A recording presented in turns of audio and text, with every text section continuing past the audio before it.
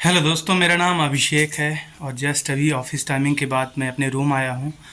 दोस्तों देखिए, है क्या कि अभी ऑनलाइन अटेंडेंस जो यूपी टीचर्स हैं उनके लेके काफ़ी मुद्दा बना हुआ है, चर्चाएं चल रही हैं। और साथ ही जो ऑनलाइन अटेंडेंस का जो मुद्दा है, तो इसे एम्प्लॉयज़ किस निगाह से देखते हैं और पर्सनली मेरा क्या व्यू है, क्योंकि मैं एम्प्लॉयज़ रिलेटेड काफ़ी मैं स्टेप्स लाता रहता हूँ और मैं काफ़ी एम्प्लॉयज़ रिलेटेड एक्टिविटीज़ रहती हैं उसमें मैं सजग भी रहता हूँ। और क्या मुद्दा है कि गवर्नमेंट स्कूल्स का, और इस एज वेल एज कि आप जानते हैं कि जैसे मैं एनजीओज़ मैंने वर्क भी किया है, वैसे भी मैं इंडिपेंडेंटली तौर पे भी मैंने काफ़ी एजुकेशन के फील्ड में काम किया है for free of cost continuously कई सालों से when I was in college days. तो दोस्तों देखिए, है क्या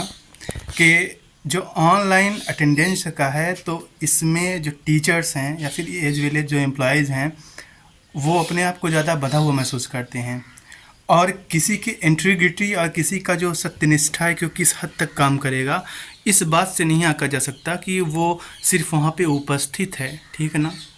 ये सेम ऐसा हो जाएगा कि कोई लंगर भंडारा चल रहा है, ठीक है ना, वहाँ पे जाके उपस्थिति बस देना है और वहाँ पे अपना कोई योगदान नहीं देना है, कोई भी परफॉर्मेंस नहीं देना है। तो मैं, जहाँ तक मेरा सीधा सीधा तर्क यही है कि कई सारी वजह होती हैं। पॉसिबल है ऑनलाइन अटेंडेंस देना, लेकिन मैं इसे सही नहीं मानता कि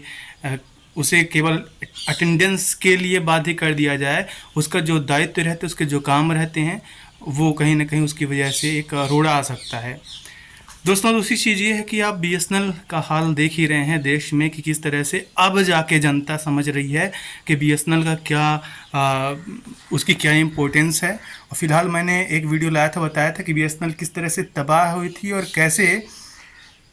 उसका जो फैन बेस है या सब्सक्राइबर बेस है वो फिर से उसकी तरफ दौड़ रहा है मजबूरी बस, क्योंकि इतना ज़्यादा प्राइस हाइक हो गई हैं, चाहे वो कोई भी प्राइवेट सर्विस प्रोवाइडर हो, नेटवर्क प्रोवाइडर हो, कोई भी, चाहे एयरटेल की बात करें, जियो की बात करें, आइडिया वीआई की बात करें। तो सेम यही गवर्नमेंट स्कूल्स के साथ हो रहा है दोस्तों, कि गवर्नमेंट स्कूल्स, इवन जितने गवर्नमेंट स्कूल से बच्चे जो पढ़ के जाते हैं स्कूलिंग, तो आप मान सकते हैं ऐसा तो ये जनरल सी चलन है, यहाँ पे कुछ छुपाना है नहीं कि आप सभी जानते हैं कि उनका जो स्तर रहता है, रियरली कोई अगर एक्सेप्शन निकल जाए तो अलग बात है। ना उनको सद्भाविक माहौल मिल पाता, ना उनको अच्छा कल्चर मिल पाता, ना उनको अच्छे से एजुकेशनल जो इक्विपमेंट्स हैं आप बोल सकते हैं, या फिर जो उनको पढ़ने का साधन है, फिर तरीका है, वो सही नहीं हो पाता। और रेगुलर क्लासेस की कोई बात ही ना करे तो सही है। तो ऐसे में होता क्या है कि जो मासूम है, जो नादान है, कोई भी नहीं चाहेगा कि वो लड़का गलत रास्ते पे जाए। मैं यहाँ पे अप्रॉक्स 70-80 बच्चों को मैं समाप्त करके दे रहा हूँ, जिनसे मैं गुजरा हूँ, जिनको मैंने काफ़ी महीनों तक मैंने टीच किया है, पढ़ाया है, तब से लेके अब तक, ठीक ना।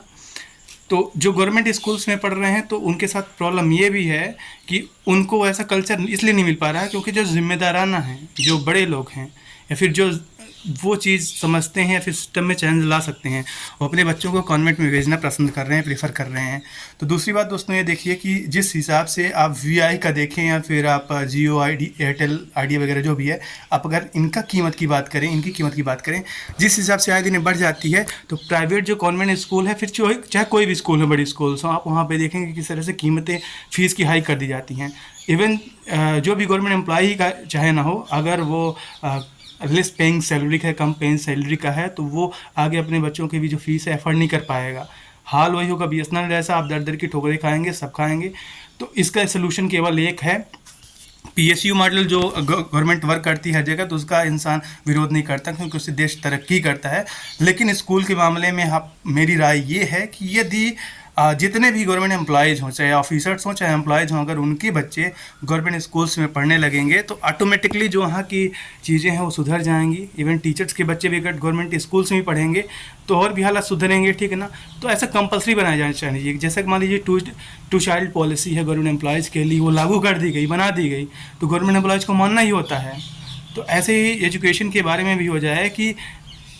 सरकारी स्कूलें तो गांव-गांव में हैं, हर जगह है, तो आप अपने बच्चे को किसी गवर्नमेंट स्कूल में ही पढ़ाएंगे, ऐसा कोई शर्त हो जाए तो दिस विल बी बेनिफिशियल। और यही एक चीज़ है कि लोगों को जो भरोसा है, जो आम जन है, जो गरीब लोग हैं, जो अफोर्ड नहीं कर पाते, उनको भी इसी बहाने अच्छी शिक्षा मिल जाएगी। तो ओवरऑल यही कहना है, ज़्यादा बड़ी वीडियो नहीं बनानी है और मैं इसे समाप्त कर रहा हूँ कि जो ऑनलाइन अटेंडेंस है वो मुद्दा नहीं है, सिर्फ आप वहाँ पे भंडारे में हाजिरी लगाने जैसा है, वहाँ पे आप बैठ जाइए, ठीक है ना। हमारा योगदान क्या रहता है, ये बड़ी बात है। और योगदान मेरे हिसाब से हर सजग एम्प्लॉय, चाहे वो टीचर हो, सब अपने बखूबी निभा रहे हैं, निभाते आ रहे हैं। लेकिन जो बड़ी प्रॉब्लम है, ब्रॉड प्रॉब्लम है, जो हमें भी फेस करना पड़ सकता है, आपको भी, क्योंकि जो मेडिकल्स की बात हो गई, हॉस्पिटल्स की बात होगी, तो मेरा हाल ही में ऑपरेशन हुआ था पिछले साल लिगामेंट का, तो मैंने देखा किस तरह से इंसान लुट बर्बाद हो गया 2 साल से, ठीक है ना। सेम इसी तरह से आप अगर बच्चों को आप पढ़ा रहे होंगे किसी कॉन्वेंट स्कूल में, आपकी सैलरी कम होगी तो आप वो भी फील कर पा रहे होंगे। कहने को ज़्यादा कुछ नहीं है, बस फील करिए।